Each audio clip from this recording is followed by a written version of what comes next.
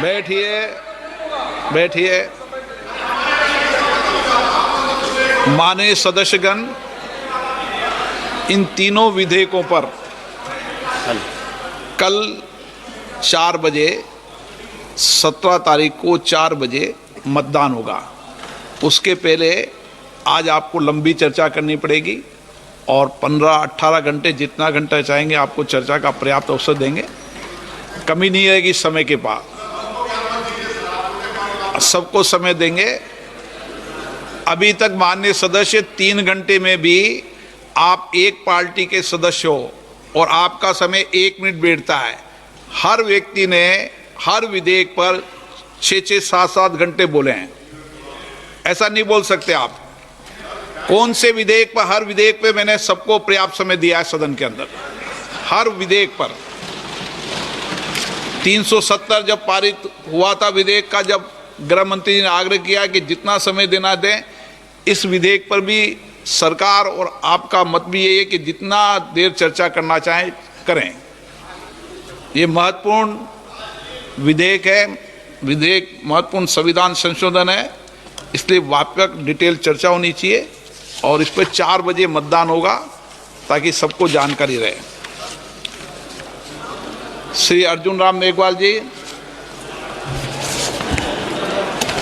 धन्यवाद अध्यक्ष महोदय।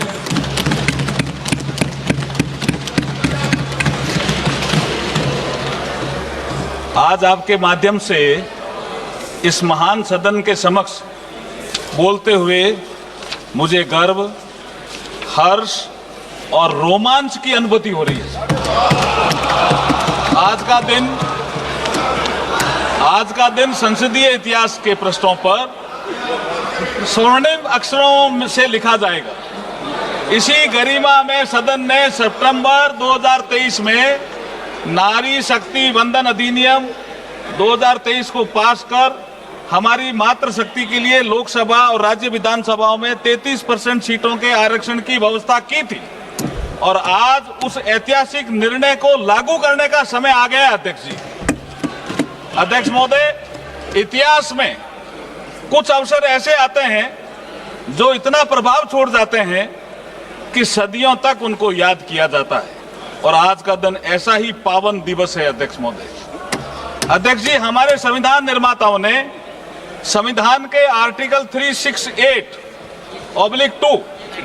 माननीय सदस्य प्लीज, माननीय सदस्य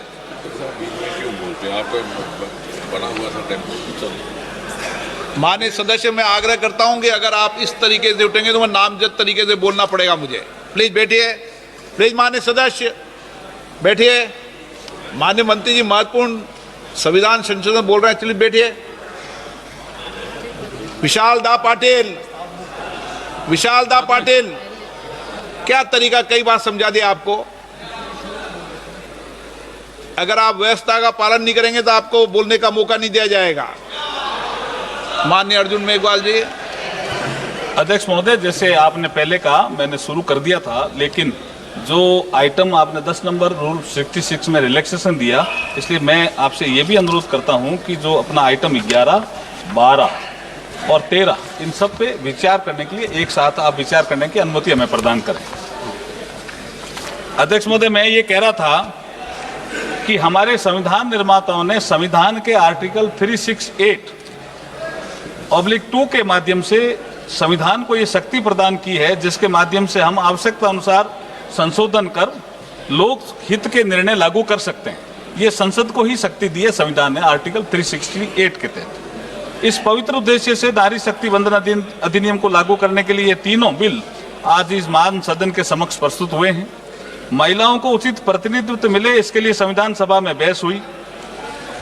श्रीमती हंसा मेहता, श्रीमती रेणुका रे, श्रीमती पूर्णिमा बनर्जी, श्रीमती अम्मू स्वामीनाथन जैसी महिला सदस्यों ने महिला प्रतिनिधित्व के मुद्दे पर संविधान सभा के समक्ष भी उठाया था। इसका मतलब मुद्दा 1949 से भी चल रहा है। अध्यक्ष महोदय, हमारे संविधान की प्रस्तावना में एक जस्टिस शब्द का उल्लेख हुआ है।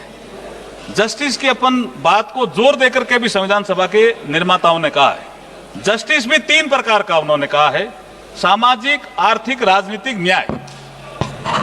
सर्वप्रथम यदि हम सामाजिक न्याय की बात करें तो ऐसा नहीं है कि इस दिशा में कदम नहीं उठाए गए। जो भी सरकारें रही उस पर चिंतन हुआ, लेकिन आदरणीय नरेंद्र मोदी जी की सरकार आने के बाद मातृशक्ति के सामाजिक न्याय के लिए अनेक योजनाएं संचालित की गई। वह उनकी स्पीड और स्केल को बढ़ाया गया। मोदी जी जब महिलाओं के लिए शौचालय बनाते हैं तो महिलाओं के सम्मान में वृद्धि होती है, उससे इज्जत घर का नाम दिया जाता है। पीएम आवास के माध्यम से जब 69% मालिका हक मातृशक्ति को दिया जाता है तो वो सुरक्षित महसूस करती है। उज्ज्वला योजना के माध्यम से जब गैस चूल्हा मिलता है तो स्वास्थ्य में सुधार होता है। धुएं भरी रसोई से लेकर गरिमापूर्ण जीवन तक यही हमारा सामाजिक न्याय, जिसकी कल्पना कभी बाबा साहब B.R. अम्बेडकर साहब ने की थी कि हमें नागरिकों को, समस्त नागरिकों को सामाजिक न्याय, आर्थिक न्याय, राजनीतिक न्याय देना होगा। प्रधानमंत्री मातृ वंदना योजना के माध्यम से जब गर्भवती महिला को पोषण मिलता है तो आने वाला भविष्य भी संवरता है। मैटरनिटी अवकाश को 12 सप्ताह से बढ़ाकर 26 सप्ताह किया जाता है तो पारिवारिक दायित्वों की पूर्ति का समय मिलता है।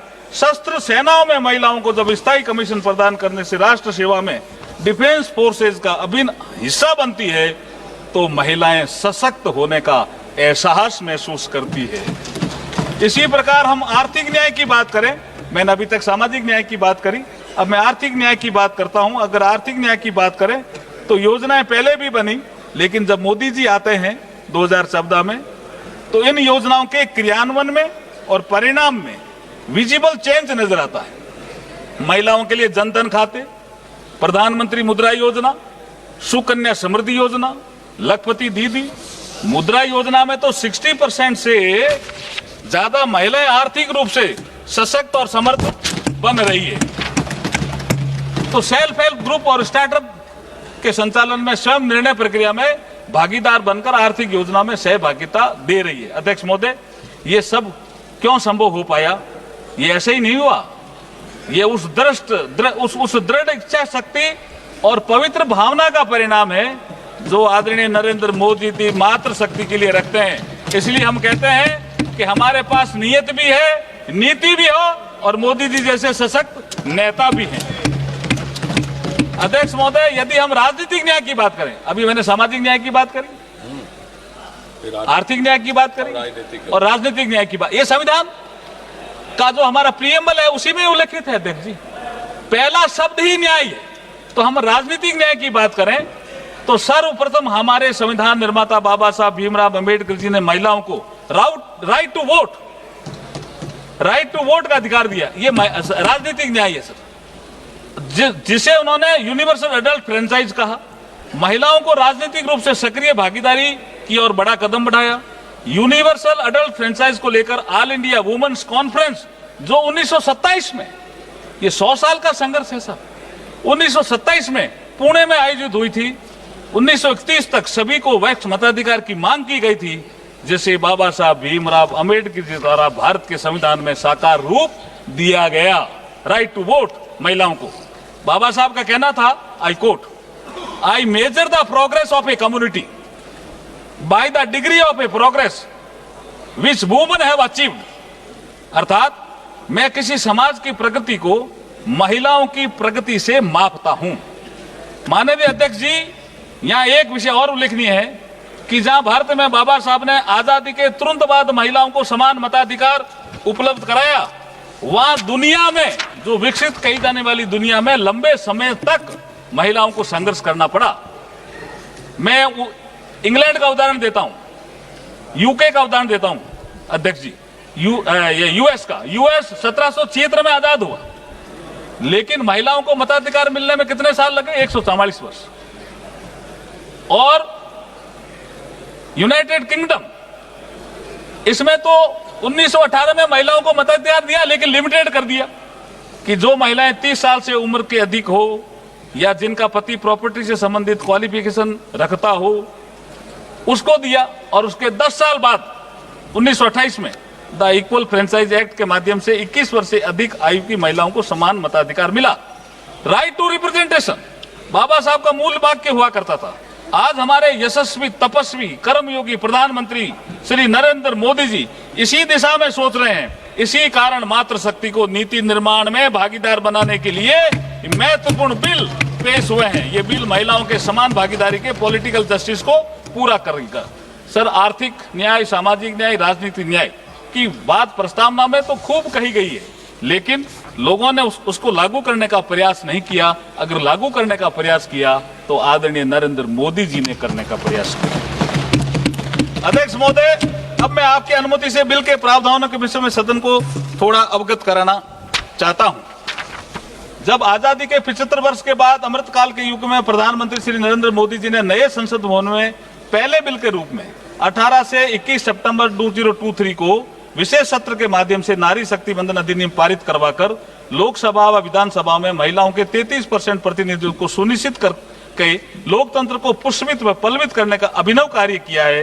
आज उसी श्रृंखला में हम ये अमेंडमेंट बिल लेकर के आए हैं। इसी संसद में 17वीं लोकसभा के दौरान 18 से 21 सितंबर 2023 को आयोजित विशेष सत्र में पारित की गई द कॉन्स्टिट्यूशन 106 अमेंडमेंट एक्ट, जिसको हम नारी शक्ति वंदन कहते हैं, और जिसको 28 सितंबर को राष्ट्रपति जी ने अनुमोदित किया।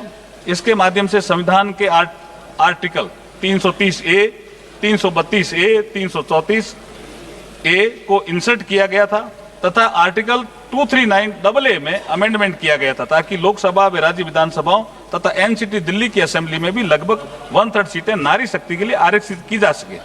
इस संबंध में सदन में चर्चा के दौरान विपक्ष में अन्य दलों के नेताओं ने अनुरोध किया था कि इस वुमेन रिजर्वेशन बिल का क्रियान्वयन जल्दी से जल्दी किया जाए। हालांकि जो प्रोविजन 2023 के संविधान संशोधन में किए गए थे, उसके अनुसार ये महिला आरक्षण तभी ऑपरेटिव होना प्रस्तावित था जब इस एक्ट के लागू होने के बाद पहली रिलेवेंट सेंसस 2026 की जनगणना के आधार पर डिलिमिटेशन एक्सरसाइज को पूरा किया जाए। दूसरे शब्दों में कहा जाए तो महिलाओं के लिए आरक्षण तब तक लागू नहीं किया जा सकता था जब तक 2026 के बाद प्रकाशित होने वाली सेंसस फिगर के आधार पर डिलिमिटेशन एक्सरसाइज नहीं की जाती। अगली सेंसस और उसके बाद की डिलिमिटेशन प्रक्रिया में अभी पर्याप्त समय लगेगा, जिससे वुमन की इफेक्टिव पार्टिसिपेशन में डिले होगा। इसलिए अध्यक्ष जी, आज जो हम ये अमेंडमेंट लेकर के आ रहे हैं, उनका मूल उद्देश्य लोकसभा, राज्य विधानसभाओं में महिलाओं के लिए 33% सीटें जो आरक्षित करने संबंधी प्रावधानों को लागू करने के उद्देश्य से हैं। इसके लिए संविधान के आर्टिकल 55, आर्टिकल 81, 82, 172, 330, 332 और 33A में संशोधन का प्रस्ताव है, जो बिल में साफ साफ उल्लेखित है। The constitution 106 amendment act 2023 Lok Sabha तथा विधानसभा महिलाओं के लिए लगभग 1/3 सीटों का रिजर्वेशन, जिसमें SC/ST भी शामिल हैं, प्रदान किया गया है। ये उल्लेखनीय है कि सरकार का उद्देश्य महिलाओं के लिए आरक्षित सीटों का वर्तमान में उपलब्ध सीटों के अतिरिक्त इन एडिशन टू और ओवर एंड अबव रखना है, न कि वर्तमान अलोकेशन ऑफ सीट को प्रभावित करना। यहाँ यह भी उल्लेखनीय है कि महिला सीटों हेतु किया जा रहा आरक्षण हॉरिजेंटल, यानी कुल सीटों में से 33% होने के साथ साथ वर्टिकल भी है, अर्थात SC और ST के लिए रिजर्व सीटों में भी 33% सीटें महिलाओं की भागीदारी सुनिश्चित करेगा।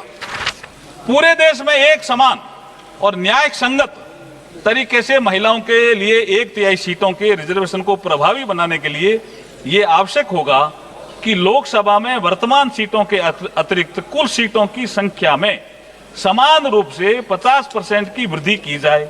लोकसभा की वर्तमान सीटों में 50% की वृद्धि की जाती है तो सदन की नई स्ट्रेंथ 815 सदस्यों की होगी। इसमें से 272 सीटें महिलाओं के लिए आरक्षित होगी, जो कुल 815 सीटों का 1/3 है। तो ये सिंपल सा एक फॉर्मूला है और इसमें सबको कोई नुकसान नहीं हो रहा है, किसी भी पुरुष वर्ग को भी नुकसान नहीं हो रहा है और किसी राज्य को कोई नुकसान नहीं हो रहा। जो ताकत जिस राज्य की है उतनी ही ताकत आने वाले समय में रहेगी। वर्ष 2011 की सेंसस के जनसंख्या के आंकड़ों के संबंध में यही उपलब्ध नवीनतम सेंसस फिगर है और वर्ष 25 में अधिसूचित वर्तमान जनगणना प्रक्रिया के परिणाम किसी भी स्थिति में 2027 के उत्तरार्ध या 28 के प्रारंभ से पहले उपलब्ध नहीं होंगे। 2011 की जनगणना का उपयोग रीएडजस्टमेंट या डिवीजन ऑफ टेरिटोरियल कॉन्स्टिट्यूएंसी तथा SC/ST के लिए सीटों के अलोकेशन के लिए किया जाएगा। ये हमने हमारा जो उद्देश्य है बिल का उसमें भी लिखा है। आज इस ऐतिहासिक अवसर पर मैं देश के पूर्व राष्ट्रपति मिसाइल मैन, करोड़ों युवाओं के प्रेरणा स्रोत भारत रत्न डॉक्टर अब्दुल कलाम साहब को भी याद करना चाहूंगा। जब 3 अक्टूबर 2005 को कलकत्ता, मद्रास और मुंबई विश्वविद्यालय के कंबाइंड इनॉग्रल एड्रेस के दौरान जब मुंबई यूनिवर्सिटी के एक छात्रा ने एपीजे अब्दुल कलाम साहब को पूछा, इंडियन पॉलिटिक्स में महिलाओं की भागीदारी को लेकर के एक सवाल किया। अध्यक्ष जी, आपकी अनुमति हो तो वो सवाल मैं पढ़ जाता हूं। एक महिला ने, लड़की ने पूछा, what is the future of woman in Indian politics when all the political parties are opposing the women's bill? ये सवाल पूछा। एपीजे अब्दुल कलाम साहब ने क्या जवाब दिया? Definitely the reservation of 33% short will come. It is only a matter of time. Success generally does not come without encountering problem. This is what women have to do collectively for getting the bill passed. ये समय आज आ गया है। APJ Abdul Kalam साहब ने उस समय कहा, समय आएगा, आ गया, और ये समय आ गया है। नरेंद्र मोदी जी के नेतृत्व में ये सदन इसको पास कर रहे हैं। इसी श्रृंखला में वो ये भी कहते हैं, sir, if women get into the assembly, they would bring some order. We can also hope to see development politics instead of political politics if more women enter the seat. ये एपीजे अब्दुल कलाम साहब का भी सपना था, जो आज नरेंद्र मोदी जी पूरा कर रहे हैं। विधायिका में नारी शक्ति का बढ़ता प्रतिनिधित्व हमें डेवलपमेंट में और निर्णय प्रक्रिया में भागीदार महिलाओं को बनाएंगे तो हमें इसका देश को लाभ होगा। आज मैं बड़ी विनम्रता के साथ ये कहना चाहता हूं कि प्रधानमंत्री श्री नरेंद्र मोदी जी के नेतृत्व में कलाम साहब के इस विजन को ही चरितार्थ करने का ऐतिहासिक कार्य संपन्न किया जा रहा है। अध्यक्ष महोदय, मैं इस अवसर पर भारत के प्रथम उप प्रधानमंत्री और गृह मंत्री लौह पुरुष सरदार वल्लभ भाई पटेल जी का भी स्मरण करना चाहूंगा, जिन्होंने लगभग 100 वर्ष पूर्व अहमदाबाद नगर पालिका के अध्यक्ष रहते हुए महिला आरक्षण की बात कही थी। सरदार पटेल साहब को भी मैं नमन करना चाहता हूं। अध्यक्ष महोदय, महिलाओं को लोकसभा तथा राज्य विधानसभा में आरक्षण देने संबंधी विषय बहुत लंबे समय से पेंडिंग था। 1975 में भारत में महिलाओं की स्थिति पर बनी एक समिति ने महिलाओं के घटते राजनीतिक प्रतिनिधित्व पर कमेंट किया था। 1988-2000 के नेशनल पर्सपेक्टिव प्लान में भी सभी चुने हुए निकाय में महिलाओं के लिए 30% आरक्षण की सिफारिश की थी। 13वां संशोधन भी आया, लेकिन लोकसभा और विधानसभा में ये महिलाओं का रिजर्वेशन का काम आगे नहीं बढ़ा। अध्यक्ष महोदय, यहां तक महिला आरक्षण का बिल का सवाल है, सर्वप्रथम ये बिल 12 सितंबर 1996 को श्री एचडी देवेगौड़ा साहब की सरकार के समय संविधान का 81वां संविधान संशोधन लोकसभा में पेश किया गया। बहस के बाद इसे गीता मुखर्जी की अध्यक्षता वाली संयुक्त संसदीय समिति को सौंप दिया गया। गीता मुखर्जी कमेटी ने 9 दिसंबर 1996 को अपनी रिपोर्ट सौंपी, परंतु 1996 में 11वीं लोकसभा के खत्म होने के साथ ही ये बिल खत्म हो गया। इस दिशा में अगला प्रयास आदरणीय श्री अटल बिहारी वाजपेयी जी की सरकार में 14 दिसंबर 1998 को संविधान के 84वें संविधान संशोधन विधेयक 1998 में पेश किया गया, परंतु 12वीं लोकसभा के खत्म होते ये प्रयास भी समाप्त हो गया। अटल बिहारी वाजपेयी जी की अगली सरकार 13वीं लोकसभा में 23 दिसंबर 1999 को संविधान का 85वां संशोधन विधेयक 99 में पेश किया गया, परंतु राजनीतिक पार्टियों के बीच सहमति न बनने के कारण आगे नहीं बढ़ सका। इसी श्रृंखला में अगला महत्वपूर्ण प्रयास डॉक्टर मनमोहन सिंह जी की सरकार द्वारा संविधान में 108वां संशोधन विधेयक 2008 6 मई 2008 को राज्यसभा में प्रस्तुत किया गया। 2 साल बाद 9 मार्च 2010 को राज्यसभा में तीखी बहस और भारी हंगामे के बीच ये बिल पास हो गया, किंतु लोकसभा में ये बिल पास नहीं हो सका। अध्यक्ष महोदय, हमारे यशस्वी प्रधानमंत्री नरेंद्र मोदी जी जो महिला अधिकारों और महिला कल्याण के प्रति सदैव संवेदनशील है, उनके मार्गदर्शन में लगभग सर्वसम्मति बनाते हुए नई संसद के पहले बिल के रूप में 19 सितंबर 2023 को नारी शक्ति वंदन अधिनियम संविधान का 128वां संशोधन विधेयक 2023 लोकसभा में प्रस्तुत किया, जो लोकसभा में भारी बहुमत से पास हुआ, जिसके पक्ष में 454 वोट पड़े, मात्र 2 वोट विपक्ष में पड़े, जिसे बाद में संविधान का 106वां संशोधन कहा गया। 2023 के तौर पर ये लागू हुआ, ये 2023 के पर लागू किया गया। अगले ही दिन 20 सितंबर 2023 को राज्यसभा में 2014 वोटों के साथ बिना किसी विरोध के ये बिल पास हो किया गया। 28 दिसंबर को भारत की पहली आदिवासी महिला राष्ट्रपति माननीय श्रीमती द्रौपदी मुर्मू जी के द्वारा इसे मंजूरी प्रदान की गई। अध्यक्ष महोदय, 4 दशकों के लंबे अंतराल के बाद माननीय प्रधानमंत्री जी के नेतृत्व में महिलाओं के लिए लोकसभा राज्य विधानसभाओं में 1/3 सीटों के आरक्षण की व्यवस्था सुनिश्चित हो पाई।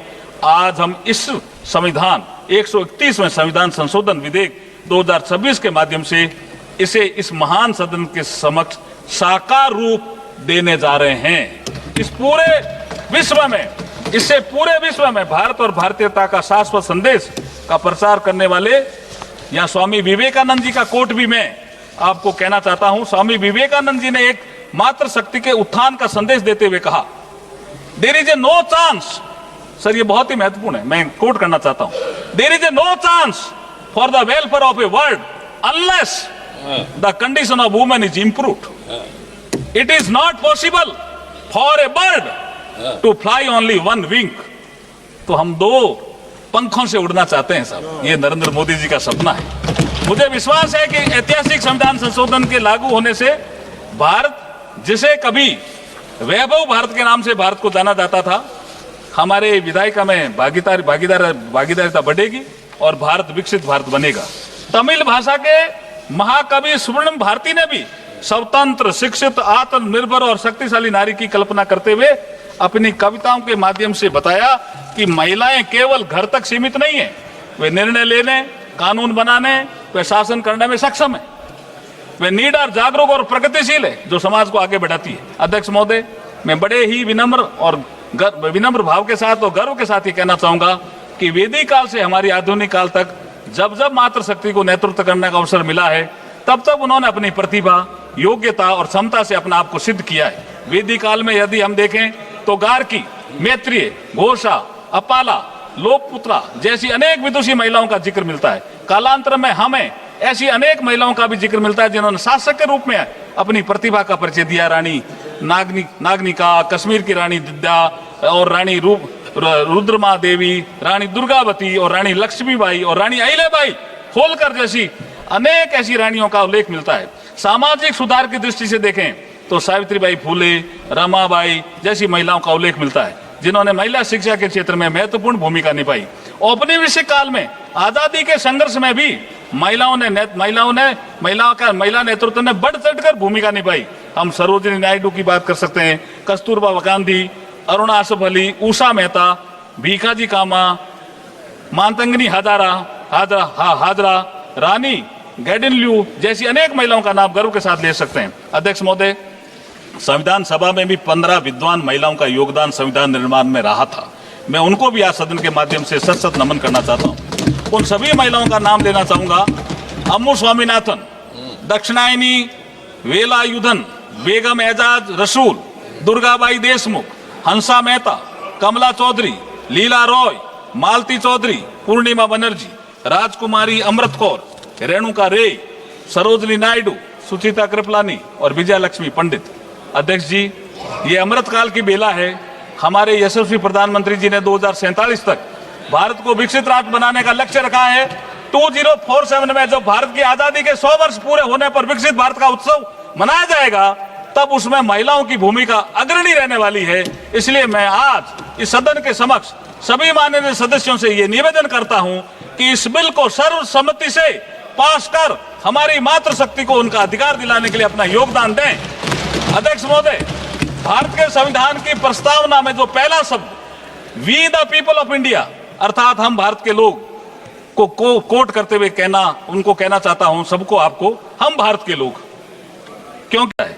हम भारत के लोग, बन रहा है ऐसा सुखद संयोग, बनेगा विकसित राष्ट्र, बढ़ेगा सब में परस्पर सहयोग, हर आंगन से संसद तक होगी नारी की भागीदारी, हर निर्णय में उसकी भी होगी पूरी जिम्मेदारी, ऐसा होगा सुफल सहयोग, हम भारत के लोग, ऐसा बन रहा सुखद सहयोग। आइए हम सब मिलकर दलों से ऊपर उठकर मातृशक्ति को सम्मान देने वाली नारी शक्ति को उसका अधिकार देने वाले इन बिलों का सर्वसम्मति से समर्थन करें और नारी शक्ति को समृद्ध बनाएं। लास्ट में अध्यक्ष जी, अंत में मैं अपनी कुछ पंक्तियां, मेरी भी कुछ पंक्तियां रहती है, मेरी अपनी कुछ पंक्तियों के माध्यम से नारी शक्ति के प्रति